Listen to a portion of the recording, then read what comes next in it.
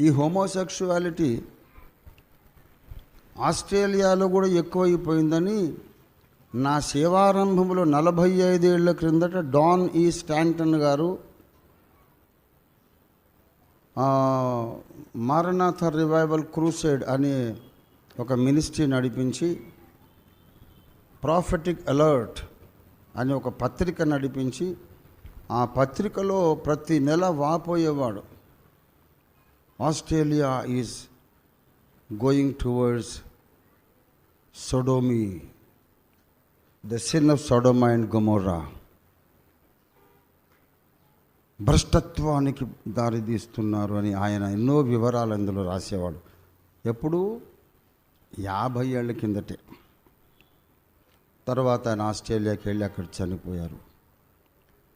ప్రియ దేవుని బిడలారా, ఎవడు క్రైస్తవ దేశం కాదు. ఒక దేశాన్ని క్రైస్తవ దేశంగా మార్చమని యేసయ్య చెప్పలేదు. ఒక ఊరిని కూడా మనం క్రైస్తవ ఊరిగా మార్చలేం. వ్యక్తిని మనకు వ్యక్తులు ముఖ్యం. ఎలాంటి వ్యక్తులంటే